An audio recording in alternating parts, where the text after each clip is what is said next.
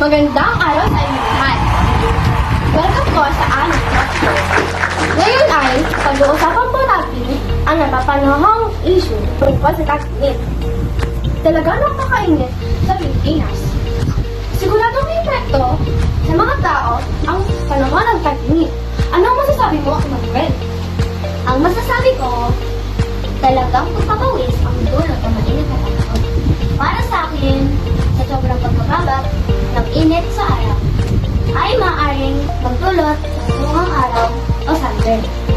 Tunay na mahirap sa paggawa ang mga mabibigat na kapag man. Kung ako lamang ang masusunod, mas bibigyan ko ng mas mahabang oras sa pagpapahinga ang mga nagtatrabaho. Tama ka dyan, Manuel. Tayo naman, sigurado akong may epekto rin sa mga estudyante ang panahon ng tag-init. Ano ang masasabi mo, Tanya? Kung ako lamang ang tatanungin, ay dapat kada isang classroom ay maglagay ng electric fan dahil sa sobrang init. Maaaring magkasakit ang mga bata ngayon dahil sa sobrang init ng panahon. Tama ka dyan, Tanya. Ngayon naman, papanoorin natin ang ating online panahon. Salamat sa iyo, Lia. Tips para makaiwas sa dehydration sa labis na tag-init. Ang aking panigurinom ng mga tubig, pakiwala, ay dapat na iwasan pag-unom ng tsaa, kape, at alak.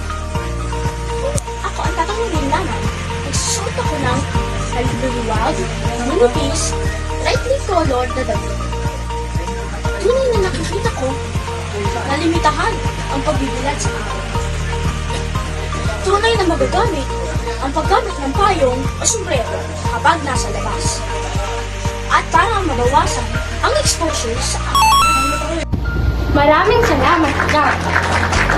Talaga namang maraming nakakasakit ngayon. Ngayong panahon ng tag-init. Ano nga ba ang mga sakit na pwede nating makuha sa panahon ng tag-init? Ano ang masasabi mo, Alexi? Nakikita ko maraming tao ang naapektuhan sa init ng panahon. Tunay na ito ay nagtutulong sa ating nagsakit sa tingin ko. Kabilang dito ang heat stroke na ang senyales napakataas na temperatura ng katawan. Talagang mainit, mapula, tuyong balat na walang pawis at sa palagay ko ay pagkalilo, pagkalito, kawalan ng malay tao. Tama ka dyan, Alexi.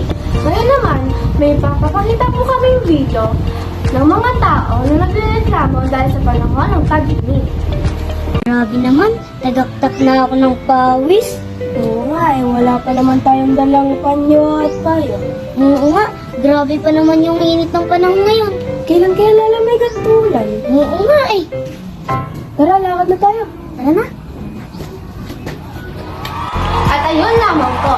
Sana po marami pong natutunan sa aming pinag-usapan ng talk show tungkol sa tag-init.